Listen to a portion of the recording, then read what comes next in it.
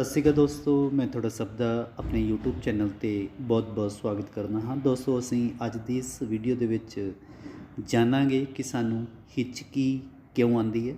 ਤੋ friends, video ਸ਼ੁਰੂ ਕਰਨ ਤੋਂ ਪਹਿਲਾਂ ਅਗਰ ਤੁਸੀਂ ਇਸ ਚੈਨਲ ਤੇ ਨਵੇਂ ਹੋ, ਅਜੇ ਤੱਕ ਚੈਨਲ ਨੂੰ ਸਬਸਕ੍ਰਾਈਬ ਨਹੀਂ ਕੀਤਾ ਤਾਂ ਪਲੀਜ਼ ਪਹਿਲਾਂ ਚੈਨਲ ਨੂੰ ਸਬਸਕ੍ਰਾਈਬ ਕਰੋ ਤੇ ਇਸ ਦੇ ਨਾਲ ਬੈਲ ਆਈਕਨ ਨੂੰ ਪ੍ਰੈਸ ਕਰੋ ਤਾਂ ਕਿ ਹਰ ਇਨਫੋਰਮੇਟਿਵ ਵੀਡੀਓ ਦਾ ਨੋਟੀਫਿਕੇਸ਼ਨ ਸਭ ਤੋਂ ਪਹਿਲਾਂ ਤੁਹਾਡੇ ਤੱਕ ਪਹੁੰਚ ਸਕੇ। ਇਸ ਦੇ ਨਾਲ ਹੀ ਜੋ ਅੱਜ ਦਾ ਟੌਪਿਕ ਹੈ, ਜੋ ਅਸੀਂ ਡਿਸਕਸ ਕਰਾਂਗੇ ਕਿ ਸਾਨੂੰ ਹਿਚਕੀ ਕਿਉਂ ਆਉਂਦੀ ਹੈ।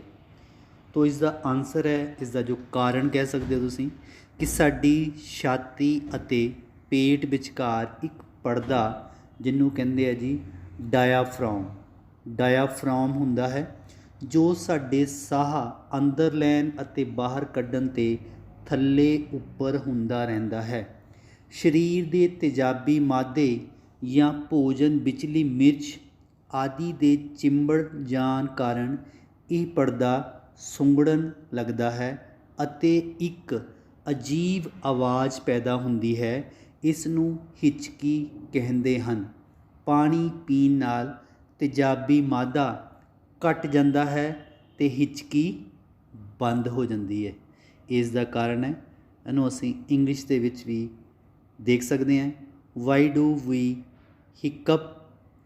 तो there is a membrane diaphragm between our chest and abdomen which move downward and upward when we inhale and exhale.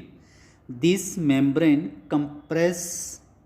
compresses due to sticking of acidic matter of body or chili present in our food, and strange sound is produced.